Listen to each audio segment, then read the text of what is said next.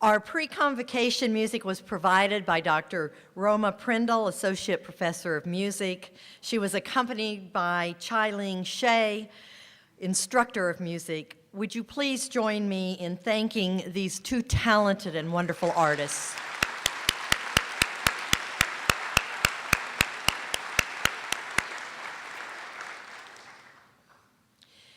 It is certainly my pleasure and privilege to welcome you here today as we officially open a new school year and the fall semester. You all should have a printed program, and printed in the program are the names and titles of those who have joined the MSU family since the last convocation in January. At this time, I would invite those individuals to stand as we greet them officially.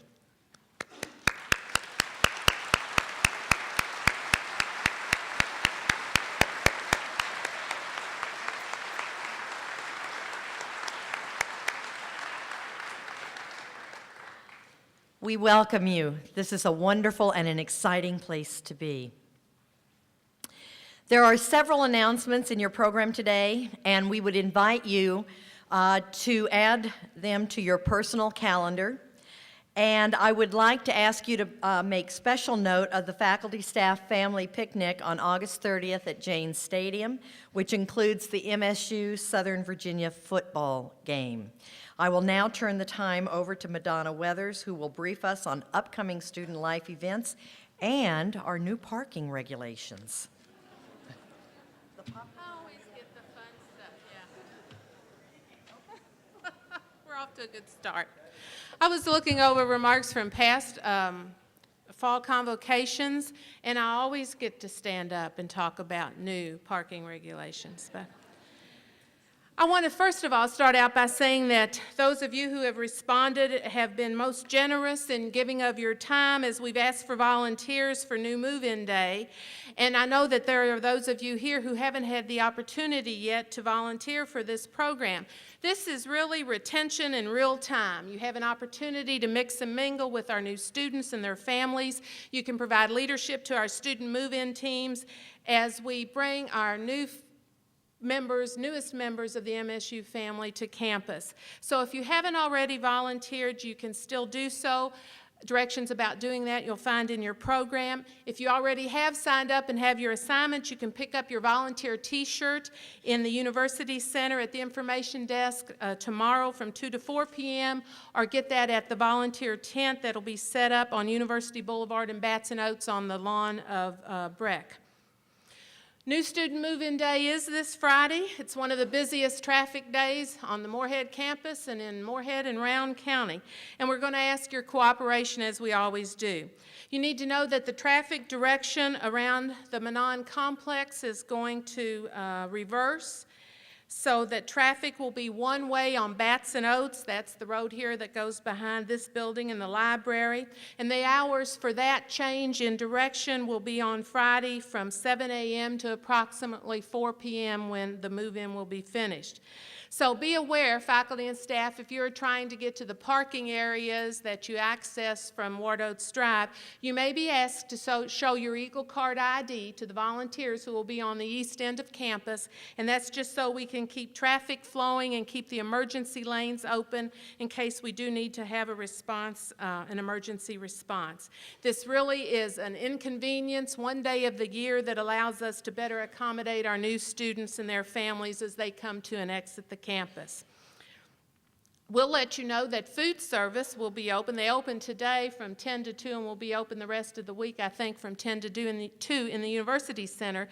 And Alumni Tower will be on a regular schedule because students are back using their meal plans. So once you get to campus, you don't have to leave to eat. You come, stay put, volunteer with us through the day, and then go home in the evening, and they'll be the easiest thing for you to do. The campus shuttle will be running during the business day on Friday from the US 60 lot, shuttling parents back and forth to campus after they have dropped off their students' belongings. You might just want to take advantage of that opportunity instead of fighting the traffic on campus. Well, most of you are aware, I believe, of the new parking system that's being initiated with this fall semester, and we do appreciate the cooperation you've already given us and anticipate your cooperation, understanding, and support as we enter this first phase of this new parking system. Long-term, this system, as you've heard the President and others say, will enable us to build parking garages to better accommodate the campus community and also allow us to preserve green space. For the first time, we're going to have differential parking fees, and that is going to provide for reserved personal spots on campus. There are some reserved spots remaining on University Boulevard, especially in the area down around the Laughlin Health Building, and there are a few spots in the area of Cartmel Hall and Breckenridge. So if you have an interest in any of those, please contact the traffic office, and the directions for doing so you'll find in your program on the back page there. Any reserved spaces that are remaining after the first 2 weeks of classes will be offered to students. The shuttle bus schedule for those choosing the US 60 parking lot is posted numerous places on the web page. We'd ask you to check that schedule if you are planning on using the US 60 lot as your prime parking location. Other major changes that we want you to be aware of, the parking lot beside the University Center will become a visitor by permit only area that will be enforced 24 hours, 7 days a week. 3 spaces on the east side of the University Center have been designated as 15-minute limited parking while you're doing business at the post office there. We really need to keep our vehicles off of the sidewalk there. Here again, it's a life safety issue for emergency vehicle access. Good news about parking is that we have obtained some additional spaces in the parking area behind the administration building where we have raised an older house and have converted that to parking. One of the things we are doing, even as we speak, we have identified some spaces that can be used for motorcycle or scooter parking, and these spaces are being identified with green paint and a motorcycle emblem. And so those of you who obtain a motorcycle permit will be given further instructions about where those spaces are and how those are to be utilized.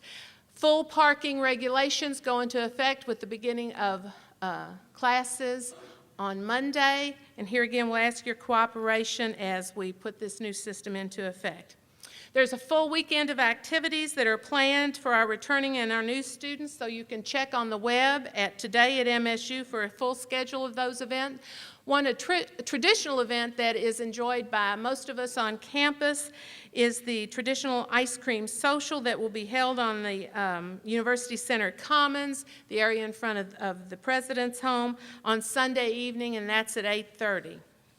So we encourage you to bring your family and enjoy that activity as well. Dr. Hughes mentioned the family picnic that will be held in association with our open home football game, our opener, and that is on Saturday, August the 30th. The picnic is going to begin at 5, ending at 6:30, so that we'll be ready and in plenty of time to have our seats as the Eagles are going to kick off against Southern Virginia at 7.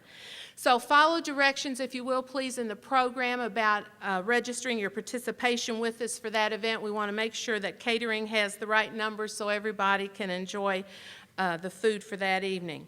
So from Student Life, I want to wish you a great semester and invite you to join us all year long in showing your Eagle pride in being a member of this community, this Morehead State University family, and show your Eagle spirit with wearing the blue and gold on Fridays throughout the year. And as we hope you will be accustomed to saying as you join us for many of our athletic events and other things, go Eagles.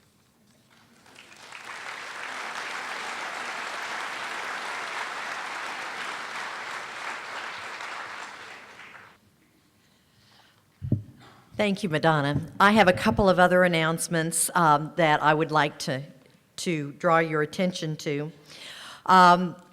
Many of you may know that our institution is accredited by the Southern Association of Colleges and Schools, or SACS. In the spring of 2011, there will be an on-site visit by a SACS evaluation team.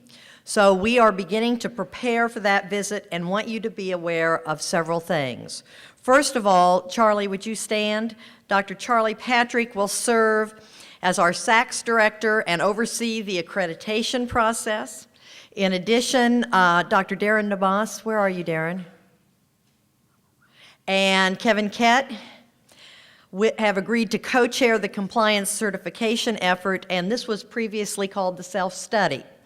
A new component of SACS reaccreditation is what we call the Quality Enhancement Plan, or QEP. Thank you. Make sure you see these three people, and when you see them coming, don't hide. Work with them.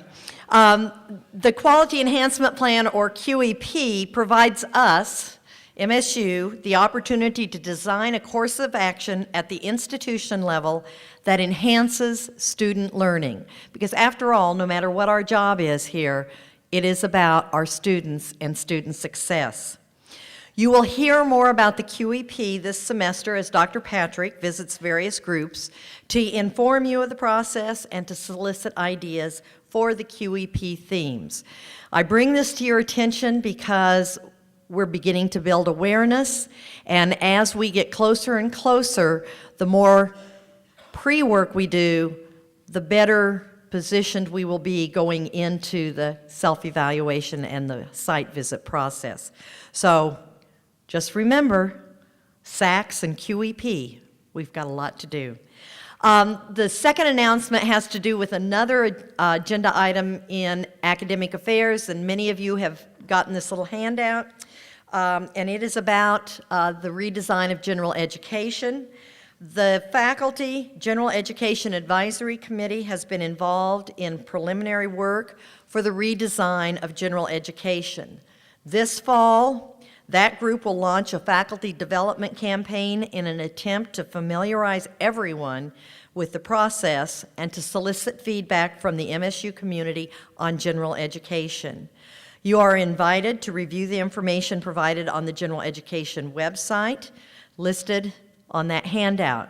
Now, for those of you who think that this is only an academic affairs issue, remember that, as I said earlier, the education of our students and their success is everyone's business, and general education is something that impacts everyone. And so even if you are not on the faculty or in the classroom, we value your perspective on what a general education is and what skills, knowledge, and dispositions our students should have. So be part of that process. I will refer you again to the back of your program for the rest of the announcements. But I am now pleased to invite Dr. Prindle and Ms. Shea for a musical interlude.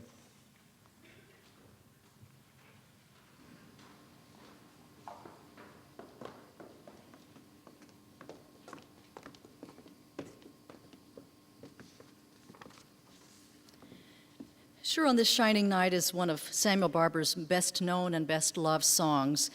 It's written on the poem of the great American poet James Agee, and as a colleague of mine said at one time, Samuel Barber could have retired after he wrote this one. It's so beautiful.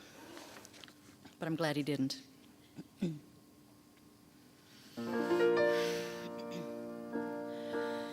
Sure on this shining night of star-made shadows round,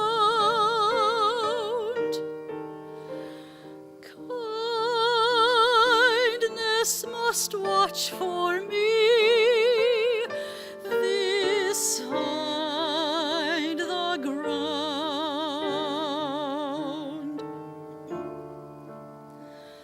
The lady lies down the north,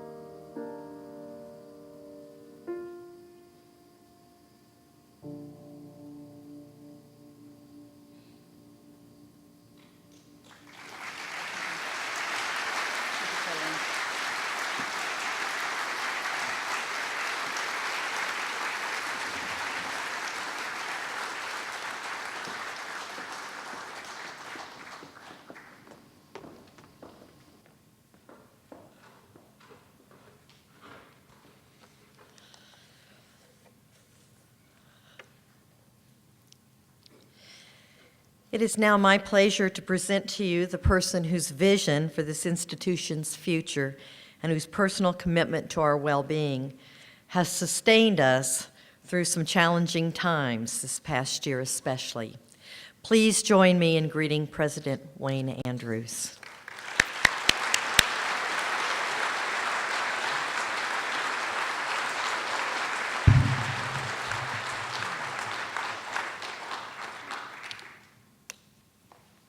Thank you very much, Dr. Hughes. It's a privilege for me to have the opportunity to address you this morning, to welcome you back to the campus, and to encourage us to have a wonderful semester.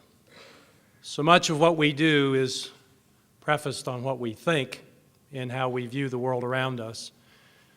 There are some I know that wake up in the morning and say, "Oh God, another day." And there are others of us who bound out of bed and say, "Thank you, God, for another day." I don't know which category you fall into, but I hope the latter is more attractive to us than the former. It has been said that the first responsibility of a leader is to define reality, and the second is to say thank you. I hope as I finish my remarks this morning to have done both of those things. I have 5 objectives in mind this morning. The first is to bring you up to date on recent events. And really, since we spoke last in January, a lot has happened at Morehead State University and the Commonwealth of Kentucky and across higher education. Secondly, I want to recognize individuals who have brought distinction to themselves and our university. I wish we could recognize everybody in the community that has done so, but we've selected a representative sample. Third, I want to review the issues and the outcomes of the budget work that went on this past winter and where we find ourselves today, and perhaps to talk about where we're going in the future. Fourth, I want to share some very personal ideas about this notion of becoming the best public regional university in the South. It's something you've heard me talk about from the first year I arrived, and you will hear me talking about it until the day I die, because I believe this institution can become the best regional university in the South, and I believe in many ways we are on our way, and I hope my remarks this morning will highlight some of those for you. And then finally, I want to take some time and answer questions. We had a couple of listening sessions this summer, 2 sessions in fact, and we had about 100 employees come to each of those sessions, and they were very informative, I think, for me and for the folks that chose to participate. You may have questions about any topic, and I want to be sure that you have your questions answered this morning as we leave and go about beginning the fall semester. Before I begin my formal remarks, though, I want to thank some important people that mean a whole lot to me and that undergird the work that I do here. First, I'd ask you to recognize my wife, Sue, Morehead State University's First Lady, seated in the front.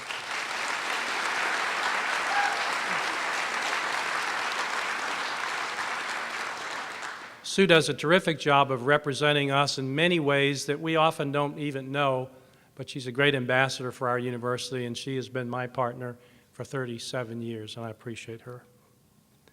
In the Office of the President, we have some folks that work there that are very dedicated to helping us do all the work that needs to be done, and as you know, there's a lot of work that occurs in that office in a variety of ways. Would Carol Johnson and Donna Calvert please stand to be recognized? Seated in the back here.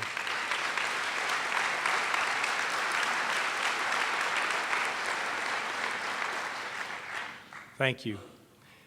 And I'd also like to recognize 3 of our regents who are with us this morning, 2 of which are recently elected. Dr. Ron Morrison of the English Department is with us. Ron, would you please stand? Miss Laura Pace from the Staff Congress is with us. Laura, would you please stand? And Michael Harmon, who is the President of Student Government. I didn't see Michael this morning, so I don't know if he's with us. He's probably spraying tobacco yet up in Indiana. His dad owns a farm, and he's always delighted to come to the campus if he can get off the farm. He hadn't quite moved here yet, probably. Ron and Michael were elected in July, and they'll be sworn in next week on Wednesday.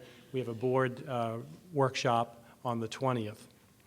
To those joining our university faculty, we are delighted to have you here. We're pleased to welcome you as colleagues, whether you're faculty or staff members, and we want you to know that you have chosen to join an institution that for the last 121 years has making people's dreams become a reality. That's the kind of institution we have at Morehead State.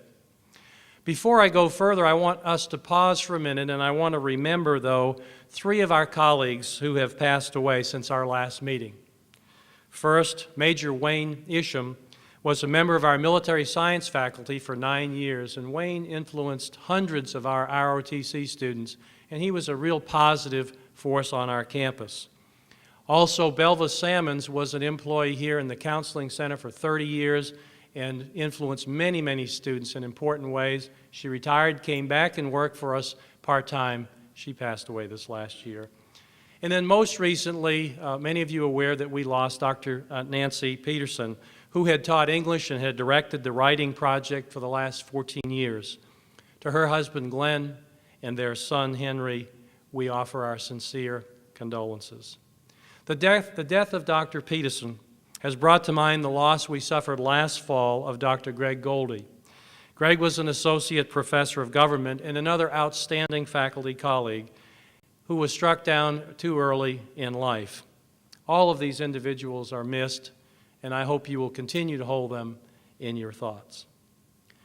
On a happier note, we have selected 17 faculty and staff members as the new class of the President's Leadership Academy. They were asked to sit down in the front so that we can recognize each one of them. I would ask you to hold your applause until all have stood, and we'll recognize them as a group. First, Donna Baker. Donna is the coordinator of special collections in the Camden Carroll Library. Amanda Baldwin is a staff writer in the Office of Communications and Marketing. Farrah Baldwin is the educational services coordinator in the College of Education. Krista Barton is an instructor in the College of Education. Dr. Royal Bergley is an associate professor of geography. Dr. Verdi Craig is an assistant professor of geography. Dr. Darren DeMoss is professor of biology. Dr. Michael Dobransky is an assistant professor of mathematics. Tony Hobbs is the creative director in the Office of Communications and Marketing. Dr. Jabi Mohammed is an assistant professor of industrial technology. Mr. Keith Moore is the MBA program director in the College of Business. Dr. David Olson is associate professor of psychology. Mr. Joel Pace is the director of MSU at Ashland. Dr. Janet Ratliff is the director of economic education in the College of Business. Ms. Terry Roberts is a student activities coordinator in student life. And Lisa Shemwell is our speech team coach. And Ms. Sharon Williams is the director of the Retired and Senior Volunteer Program on our campus. I would ask you to welcome this third class of the President's Leadership Academy.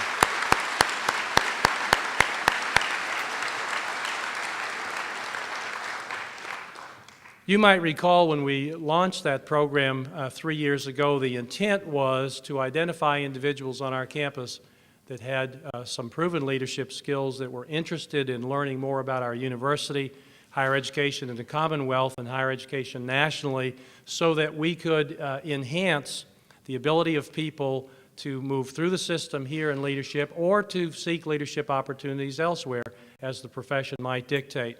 I've been very pleased with the quality of the students that have applied and have been accepted into the class, and I look forward to a great year working with this group. There are others among us that need to be recognized for their achievements since we met last January, and I'd like them to stand as I tell you a little bit about their accomplishments. Once again, please hold your applause until we recognize all of them. As I said earlier, this is just a sampling of the good work that's being accomplished by faculty and staff at Morehead State. I wish we had time to recognize each and every one of you by name. First, I'd like to recognize Dr. Kathy Gunn, the Dean of the College of Education, who was recently appointed by Governor Steve Beshear to the Educational Professional Standards Board. Next, Mr. Brian Hutchinson, the Director of Athletics at Morehead, who was named to the NCAA to serve on its new committee that will govern the recruitment of student athletes. Dr. Kimberly Peterson, Assistant Professor of Veterinary Technology, has worked with community groups to engage her vet tech students in the rescue of small animals, and she must be out at work doing that. Oh, where is she? She's all the way in the back. Thank you. Dr. Ben Malfris, professor of space science, is handling ground operations for the Kentucky Space Initiative, which recently sent a balloon to the edge of space. 5 have been students, and he worked on that this summer. One of the most exciting things that's happening in higher education right now. Dr. Betty Reagan, chair of Information Systems, has been appointed to the board of the Kentucky eHealth Corporation and Healthcare Infrastructure Authority. Betty is recognized as an expert in electronic healthcare records. Mr. Paul Hitchcock is the general manager of Morehead State Public Radio and is the new president of the Morehead Rowan County Chamber of Commerce. Dr. Jennifer Burrell, associate professor of physics, was awarded a research grant by the National Science Foundation. Her research took her this summer to the Kitt Peak National Observatory in Arizona. Coach Donnie Tyndall, the head men's basketball coach, was named the Ohio Valley Coach of the Year. We're very proud of Donnie and his team. Monica Magna and Gina Blunt, faculty members in health, physical education, and sports science, have worked with Dr. Dana Seelig in my office and Dr. Michael Hale and Mr. David Sloan in IRAP to receive federal grants totaling nearly $800,000 to support our community wellness initiative in Martin County. Dr. Richard Miles, the director of bands, has accepted an invitation to membership in the American Bandmasters Association. Dr. Tom Panuti, assistant professor of space science, has had some kind of a first year as a new faculty member. He had 9 scientific papers published or accepted for publication, and he wrote 5 successful grant applications. Thank you, Tom. Don Rigsby, the director of Kentucky's Center for Traditional Music, received the Media Award for the East Kentucky Leadership Conference. We're very proud of Don. Connie Kibbe, associate director of Upward Bound, was recognized as an unsung hero by the Southeastern Association of Educational Opportunity for her 22 years of service to students in our TRIO programs. Frank Otis, an associate professor of music, was named Kentucky's College Music Professor of the Year. Dr. Paul Steele, associate professor of sociology and director of the Center for Justice Studies, recently presented a paper at Oxford University in London. Dr. Robin Blankenship of the math faculty and Dr. Bob Willenbrink, chair of communications and theater, co-wrote The Last Fraction Hero for our touring Little Company players. I hope you had an opportunity to see that play. It was wonderful. Al Baldwin, Kevin Kett, Jamie Hornbuckle, and others who worked so hard to make this year's Governor's Scholars Program another great success. We will be bidding this fall on a new contract to keep that program here through 2014. Please give your thanks to these individuals.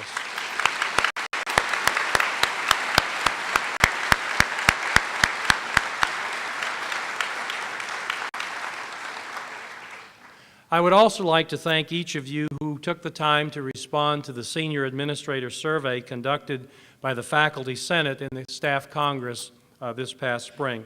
We will be sharing these findings with you in the near future, but I can tell you I'm pleased that many of you said that you believe we're doing a better job in keeping you informed. And this last year was pretty challenging in that regard. In that spirit, we should be aware that the General Assembly returned to Frankfort during the last week of June for a special session on reforming the state's 4 retirement systems for public employees. I want to speak about that for just a minute because it will touch each of your lives in some way. That session affected about 300 of us in the Kentucky Teacher Retirement System, the KTRS, and about 600 of you in the Kentucky Employees Retirement System, the KERS. At this point, we know that new hires in both systems, beginning in July, this last month, will pay an extra 1% into the health insurance funds of each respective system. The university will also have additional costs, but at least for the time being, the only major change for those of us already in those systems is that future cost of living increases for retirees will be capped at 1.5%, and the General Assembly will look at that on a biennial basis to see if adjustments will be made. Our friends in the legislature have told us that more change in the retirement systems will probably continue over the next several years. Please be assured that we will be working to protect your interests, but you should also be aware that the systems have huge unfunded liabilities requiring hundreds of millions of dollars to correct. This is not a problem common to Kentucky. It's a national problem, but it is a problem that our General Assembly might just steal up the courage to address. About 200 of you in the optional retirement system, your plans are not affected by what happened in the special session, but you will benefit from changes that were made during last winter's regular session, which stabilized the level of contributions from employers and members.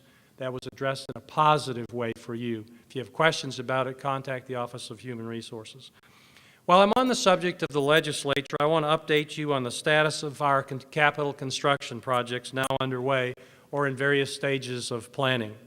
Work is progressing nicely on the support building for the Space Science Center, a building that cost $15.6 million. It's easily viewed on the end of the campus. If you head over to Janes Stadium, it is a beautiful facility. We hope to occupy that in the fall of next year. The addition to our wellness center was completed at the end of the spring and finished at a cost of about $750,000. We cut the ribbon this summer for the new equine science building on the Derrickson Ag Complex, which cost just under $800,000. Those dollars mainly came through the state from the Equine Trust Fund, but it is a state-of-the-art facility that our folks in veterinary sciences have available, puts us on par with some of the best facilities anywhere in the country. The Nunn Hall